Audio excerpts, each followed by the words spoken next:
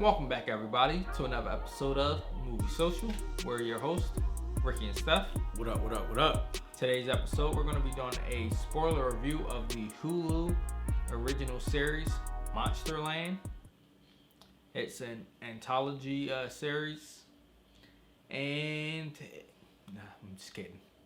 If you like the channel and you like what we're doing on the channel, go ahead and subscribe to it and let us know that you're enjoying it by giving us a thumbs up, and also share the channel with your friends and comment below. Alright, so Steph, what was your reaction to this series, Monsterland? Okay, it's not as scary as the title progresses.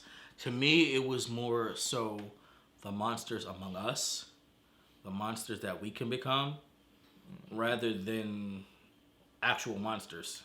It wasn't scary at all. So going into it, I was like, oh, this is going to be probably going to creep me out. No, not at all. Didn't find it scary one bit, to be honest with you.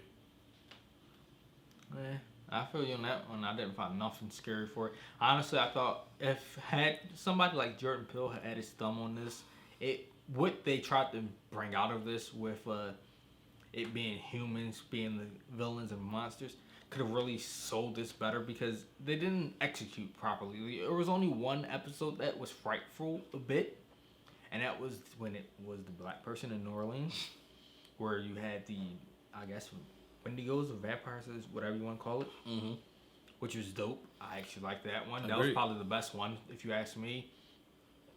But overall, yeah, there was no fright, there was no thrill, no fear, no true monsters other than that. Most of this was creepy and disturbing. So my favorite part would be the fact that it's an anthology. Like, you had someone who was in the first episode, but then she started to slowly appear in the other ones. I like that whole idea, how I like strung things together. That idea is great to me. I feel like it could have been executed a lot better, but with that being said, that whole process was great. My least favorite was episode 2, and in general, the whole shadow thing. I literally didn't like that entire episode. I didn't find it scary. I found the story to be kind of boring. That it was kind of stupid the way they had it. They're supposed to be online, but they still giving them stuff and all that. Like, come on. The way they communicated and talked, like, really? Yeah, I thought that whole episode 2 was just throwed in trash. Thoughts?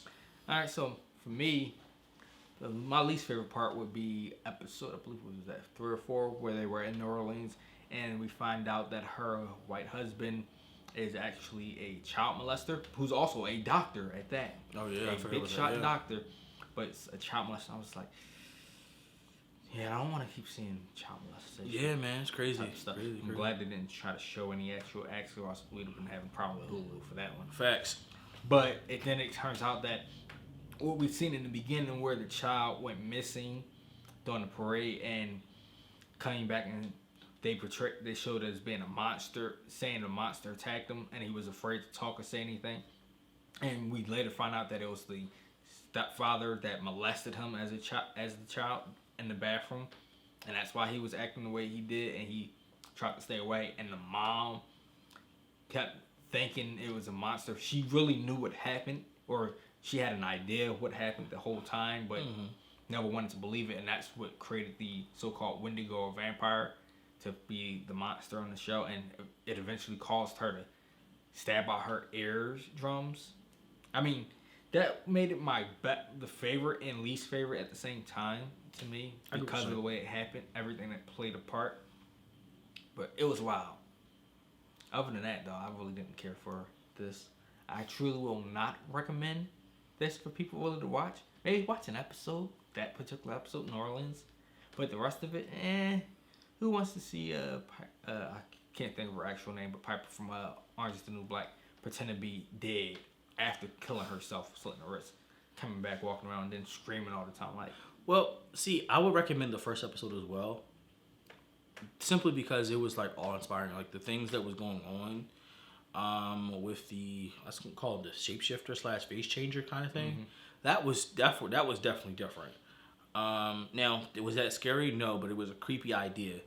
I would recommend that one. I definitely recommend the New Orleans episode as well. I think that was at 4 or 3. Yeah, I believe so. But other than that, I won't recommend anything else. The first episode and the third episode to me were the best ones. Yeah, the rest is garbage. Hulu, try again next time. But let us know in the comments below if you did watch this and did you actually enjoy it, or did you feel like us that it really didn't sit well and it really didn't sell the way they tried to hype it to be.